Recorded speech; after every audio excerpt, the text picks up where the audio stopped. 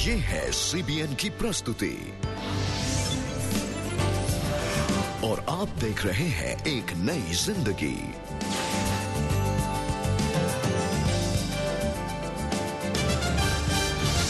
आज एक नई जिंदगी में नरगिस जेकब को जरूरत हुई एक चमत्कार की।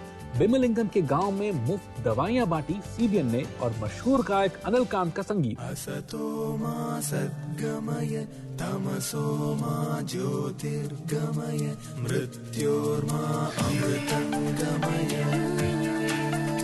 जयते मम भारत जयते। हेलो फ्रेंड्स, मैं हूं प्रशांत, आपका होस्ट। और मैं हूँ आशिमा। आज एक नई जिंदगी में आप सबका हम दोनों की तरफ से स्वागत है। दोस्तों, आज हम बात करेंगे कि क्या आप समस्याओं से घिरे हुए हैं और क्या इन समस्याओं से निकलने का कोई उपाय आपको नहीं सूझ रहा है। आशिमा, समस्याओं की बात की है तो मुझे याद आया, अभी हाल ही में मैंने एक इंग्लिश फिल्म देखी। उस फिल्म में हीरो का जो दोस्त होता है उसे गुंडे दौड़ाते हैं। दोस्तों, उसके बाद वो ऐसी जगह में आके फंस जाता है जहां 3 तरफ से दीवारें होती हैं और एक तरफ से जाली का बड़ा सा गेट। वो निकलने की बहुत कोशिश करता है लेकिन दीवार वो फांद नहीं सकता, जाली के गेट पे चढ़ने का कोई चांस नहीं। गुंडे आते हैं और वो उसे मार देते हैं। प्रशांत, ये सीन काफी जाना पहचाना लग रहा है और अक्सर फिल्मों में हमने ऐसा देखा भी है, लेकिन असल जिंदगी में भी कई बार ऐसा होता है कि हम चारों तरफ से परेशानियों से घिर जाते हैं, समस्याओं से घिर जाते हैं और हम नहीं जानते हैं कि उन परेशानियों से हम कैसे निकल सकते हैं। आज हम आपको दिखाने जा रहे हैं नरगिस जेकब की कहानी। नरगिस की कहानी में भी बिल्कुल ऐसे ही हुआ था। वो एक परेशानी में घिर गई थी और वो नहीं जानती थी कि इस परेशानी से, इस समस्या से कैसे निकला जाए। आइए देखते हैं ऐसे में नरगिस ने क्या किया और उन्हें क्या उपाय मिला। हमारे प्रोड्यूसर रॉजर संगमा गुड़गांव में उनसे मिले और वो आपके लिए लेकर आए हैं ये कहानी। बचपन से ही नरगिस परमेश्वर के प्रति समर्पित एक मसीही महिला रही थी। उन्होंने अपनी पढ़ाई पूरी कर ली और नौकरी करने लगी। फिर उनकी शादी भी हो गई। उसके बाद परमेश्वर ने उन्हें 2 प्यारे बच्चों से भी आशीषित किया। 1989 में मई के महीने के अंदर सैटरडे की रात था। उस दिन बहुत तबीयत खराब हुआ तो उन्होंने मेरे को उठाया और उन्होंने मुझसे कहा कि मेरी तबीयत खराब हो रही है तो तुम प्रार्थना करो। तो जब मैं प्रार्थना करने के लिए बैठी तो मैंने परमेश्वर की आवाज़ को सुना कि मेरे को अस्पताल लेके जाना है। तो उस समय हम उनको अस्पताल लेके गए और रास्ते में जब जा रहे थे तो मूलचंद के पास मेरे हस्बैंड कोलैप्स हो गए। तो हम मूलचंद नर्सिंग होम में चले गए और वहाँ पर जब डॉक्टर्स ने उनको देखा तो उनकी हालत बहुत सीरियस थी और जल्दी सब कुछ ट्रीटमेंट देने के बाद उनको ICU में ले गए। और उसके बाद उन्होंने मुझे बुलाया और मुझसे उन्होंने बोला कि हम आपको बताना चाहते हैं कि आपके हस्बैंड बहुत सीरियस हैं और आप हमें 48 आवर्स तक का टाइम दीजिए, उससे पहले डिस्टर्ब मत करिएगा और हम कुछ नहीं कह सकते कि वो बचेंगे या नहीं बचेंगे। और लॉन में आकर बैठकर मैंने आसमान की तरफ निगाह करी तो मुझे परमेश्वर का वचन याद आया जो बाइबल में लिखा हुआ है, मरकुस की इंजील उसका 10 बाब और उसके 27वीं आयत कि जो मनुष्यों से नहीं हो सकता वो परमेश्वर से हो सकता है, क्योंकि परमेश्वर से सब कुछ हो सकता है। और आज मैं तुझसे दुआ करती हूँ खुदा बाप के तू मेरे हस्बैंड को कम से कम 10 साल का जीवन दे, ताकि तब तक मेरे 2 बच्चे, मेरे पास एक बेटा और बेटी, उस समय में छोटे थे। खुदा बाप मेरे बच्चे बड़े हो जाएं और मेरे बेटे का जॉब लग जाए और तब खुदा यीशु मसीह तो अगर चाहे तो मेरे हस्बैंड को अपने पास बुला सकता है। और उसके बाद मैंने परमेश्वर से कहा, परमेश्वर तुम मेरे हस्बैंड को 10 साल का जीवन देगा तो जिंदगी के आखिर तक, जब तक मैं जीवित हूँ, मैं लोगों को बताऊंगी कि परमेश्वर जीवित है और प्रार्थना को सुनकर उसका जवाब देता है। और अगले दिन एक चमत्कार हुआ। सुबह के समय डॉक्टर ने नरगिस को फोन करके बताया कि उनके पति खतरे से बाहर हैं। और परमेश्वर से हमने दुआ की थी, खुदा बाप सिर्फ 8 से 3 का जो हमारा स्कूल है वो काम करेंगे, बाकी सारा समय हम तेरी सेवा में लगाएंगे। नरगिस ने परमेश्वर से किए गए अपने वादे को निभाते हुए अपना खाली समय परमेश्वर के वचनों को दूसरों को बताने में लगाना शुरू कर दिया। मेरा बेटा 2 या 3 साल का था। स्टार्टिंग में उसके हाथों पे, पैरों पे छाले वगैरह हो गए। अभी मैं उसका ट्रीटमेंट करा रही थी तो उसको आंखों में प्रॉब्लम हो गई, साथ ही फिट्स की प्रॉब्लम भी हो गई। एम्स में हम लोग उसका ट्रीटमेंट करा रहे थे और 8 या 8.5 साल का था वो तो उसको कैंसर की प्रॉब्लम हो गई। एम्स में हम लोग कैंसर का ट्रीटमेंट करा रहे थे उसका। उधर से आंखों में ब्लाइंडनेस आती जा रही थी, उधर से शारीरिक रूप से वो बहुत कमज़ोर हो गया था। इसी बीच में मुझे वहाँ पर एक लेडी मिली और उसने मुझे यहाँ का बताया, मिसेज जेकब के पास आने का। मैंने प्रभु यीशु को बड़े दिल से पुकारा और शायद वही मेरे साथ थे कि उसको एक पुनर्जन्म मिला। हालांकि उसकी अभी भी कमज़ोर है, लेकिन मैं फिर भी प्रभु यीशु का धन्यवाद देती हूँ कि हर कदम पे उसने मेरा साथ दिया और हमेशा देता रहे। परमेश्वर ने नरगिस के द्वारा कई चमत्कार किए।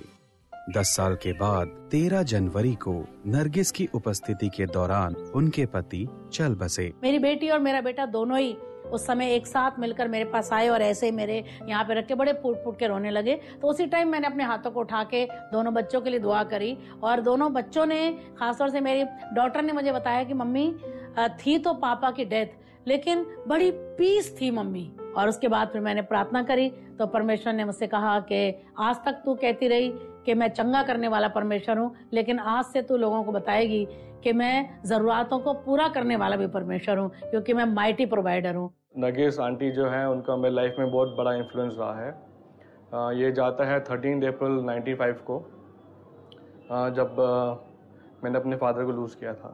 पापा जो थे वो ओनली अर्निंग मेंबर थे और हमारे आगे पूरा अंधकार छा गया कि इतनी बड़ी ज़िंदगी है।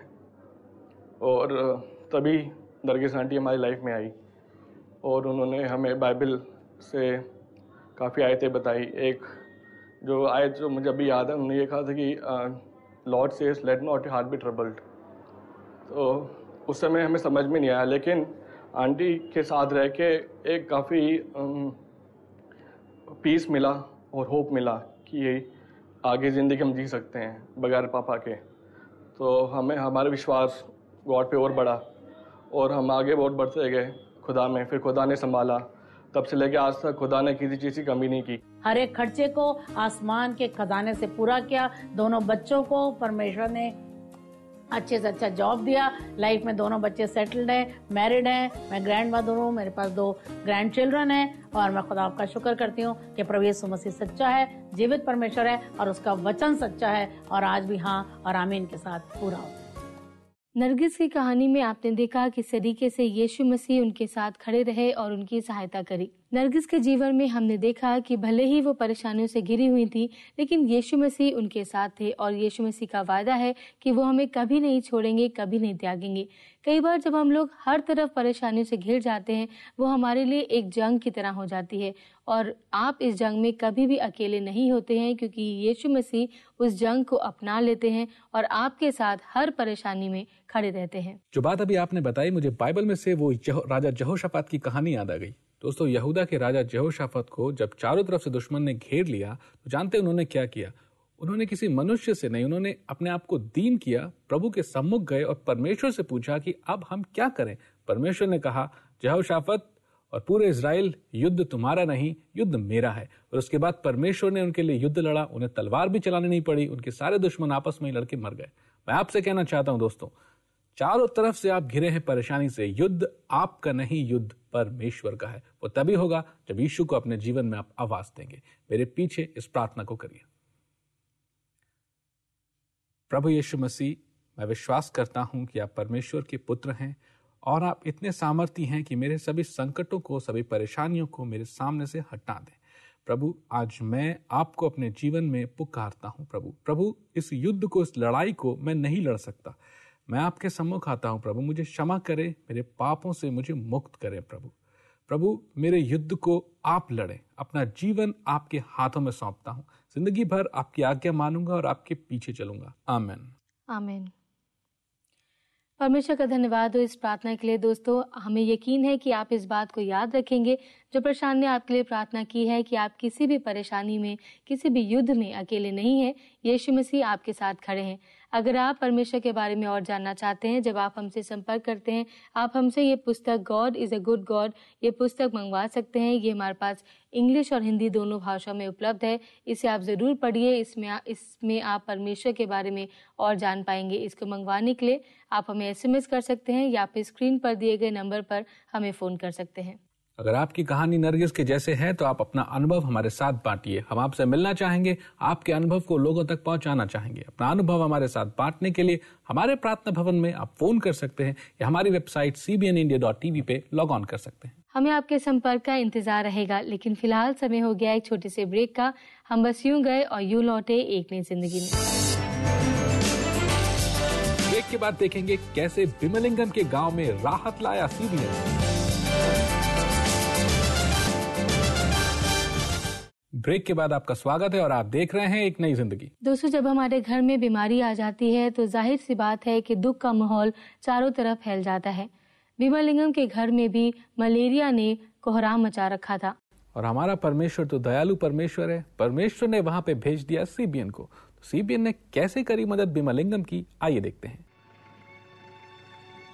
आंध्र प्रदेश के पहाड़ी इलाके में बसे हुए एक गांव गोंदीरापा में रहने वाले लक्ष्मी और भीमलिंगम ने कई लोगों को मलेरिया का शिकार होते हुए देखा था, लेकिन उनकी दुनिया उस समय हिलकर रह गई जब उन्होंने इस बीमारी की वजह से अपनी छोटी बेटी को खो दिया। हमें अपनी बेटी को खो देने का बेहद दुख है। अपनी तीनों लड़कियों को घर पर देखकर खुशी होती थी।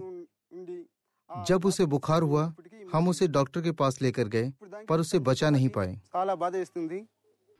गांव में एक भी प्राथमिक स्वास्थ्य केंद्र जैसी बुनियादी सुविधाओं के न होने की वजह से नजदीकी शहर के डॉक्टर के पास जाने में काफी समय और धन लग जाया करता।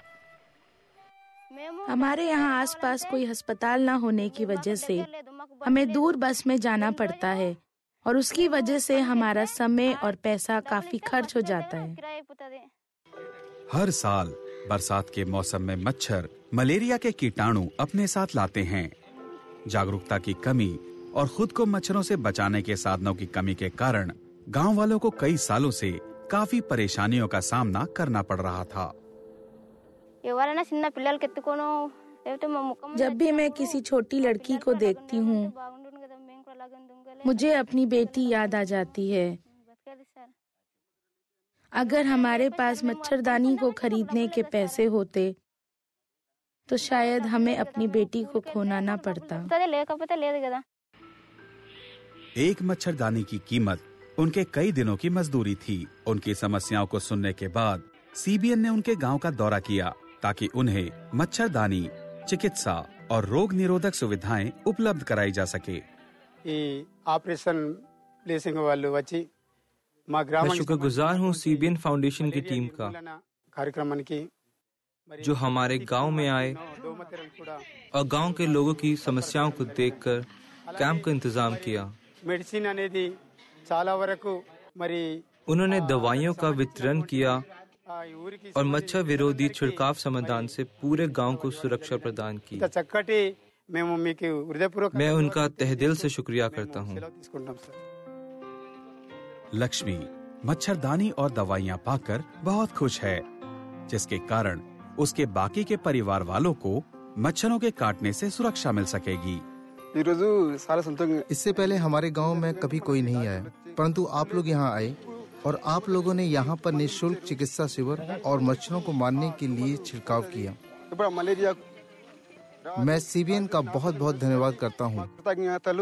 दोस्तों, हमने भी देखा किस तरह से सीबीएन की टीम ने भीमलिंगम की सहायता की। सीबीएन की टीम ऐसे कई जरूरतमंद लोगों की मदद करता है, जैसे बेसहारों को सहारा देके, अनाथों को घर देके, मुफ्त इलाज केंद्र चलवा के, गरीबों में मुफ्त राशन बंटवा के, कुएं खोद के और विकलांगों को सहायता देके। हम उन सभी लोगों का धन्यवाद करना चाहते हैं जो अपना अनुदान हम तक पहुंचाते हैं ताकि सीबीएन और ज़रूरतमंद लोगों की सहायता कर सके।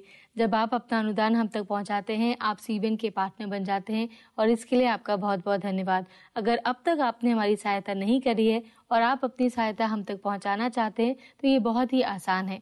आप अपना अनुदान हमें भेजें और हम और लोगों की सहायता करेंगे ताकि उनके जीवन में एक अच्छा परिवर्तन, एक अच्छा बदलाव आ सके। आप अपनी सहायता चेक, डीडी या मनी ऑर्डर के रूप में हमें सीबीएन फाउंडेशन के नाम पर भेज सकते हैं। CBN foundation, peach tree complex, 3rd floor, block C, Sushant Lok 1, Gurgaon, Delhi NCR 122009, India. Online donation के लिए लॉग ऑन कीजिए www.cbnindia.tv। कार्यक्रम पे समय है एक ब्रेक का। आप कहीं मत जाइएगा, हम बहुत जल्द लौट के आएंगे एक नई जिंदगी में। आपके भेजे मैसेजेस, प्रार्थना और अनिल कांत का संगीत इस ब्रेक के बाद।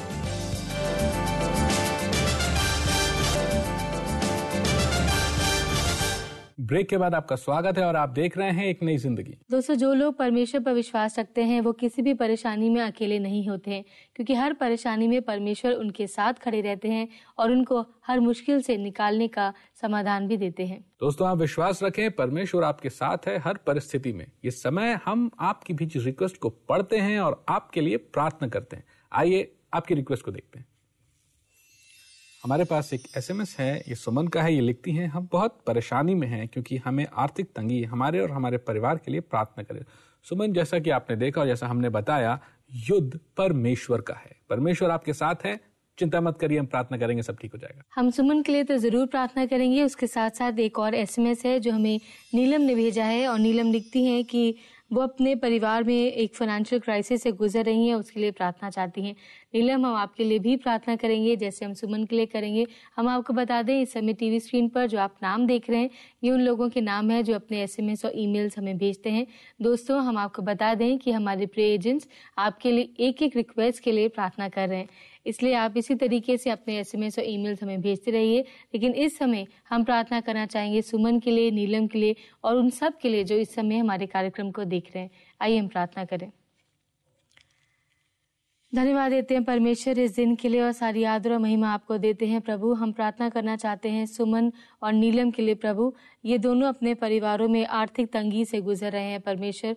हम आपसे प्रार्थना करते हैं प्रभु, इस परिवार को अपनी नज़दीकी में बनाए रख प्रभु, और होने दे कि इनके परिवार में जो कोई भी कमी घटी है प्रभु, यीशु के नाम से दूर हो सके प्रभु। हम नहीं जानते कि इनके परिवार में ये आर्थिक समस्या क्यों है प्रभु, लेकिन आप उस कारण को जानते हैं, और उस कारण को खत्म भी सिर्फ आप ही कर सकते हैं प्रभु। होने दे कि नीलम और सुमन के साथ साथ इनका पूरा परिवार विश्वास में होकर आगे बढ़े, अपने जीने के तरीके को बदले और आपके दिखाए हुए रास्ते पर चलने पाए प्रभु। विश्वास में आगे बढ़ें, प्रार्थना में आगे बढ़ें, और आप इनकी जिंदगियों में, इनके परिवारों में काम जरूर करेंगे प्रभु। ये हमारा विश्वास है प्रभु।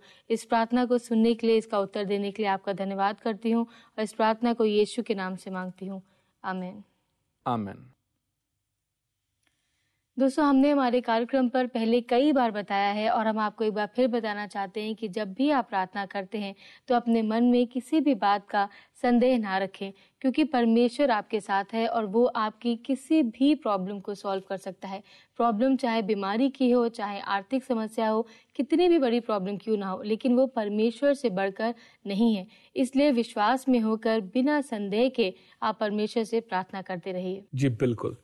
दोस्तों, परमेश्वर जीवित है और परमेश्वर का वचन भी जीवित है। तो बाइबल परमेश्वर का जीवित वचन है। आइए बाइबल में से देखते हैं आपके लिए वचन। अपनी करुणा से तूने अपनी छुड़ाई हुई प्रजा की अगुवाई की है। अपने बल से तू उसे अपने पवित्र निवास स्थान को ले चला है।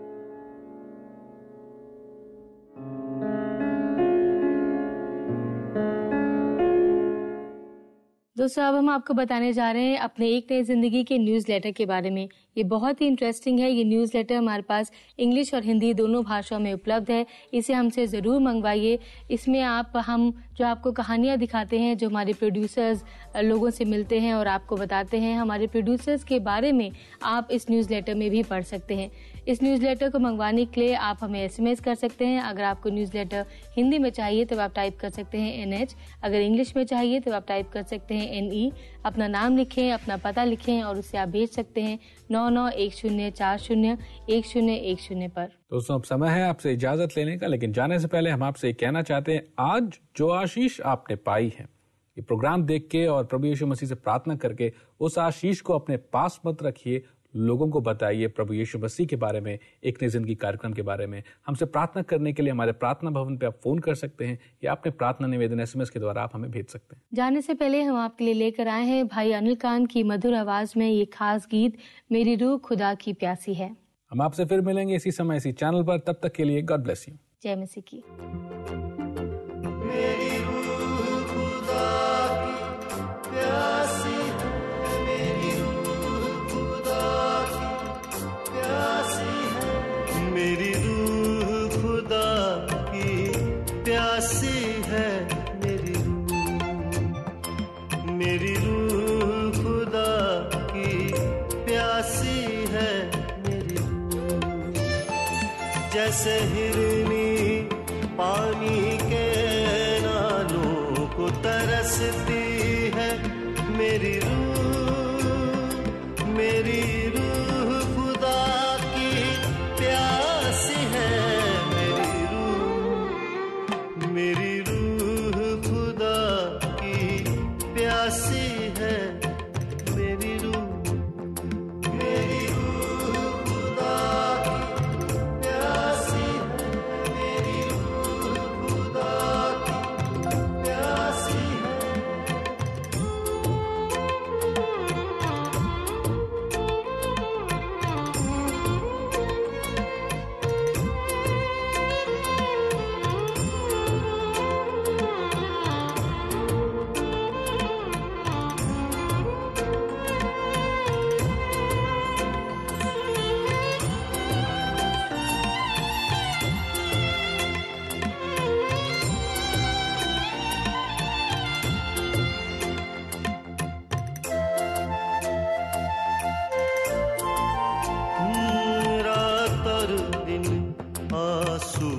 कहते हैं, दुनिया वाले सब कहते हैं, है कौन, कहाँ है तेरा खुदा।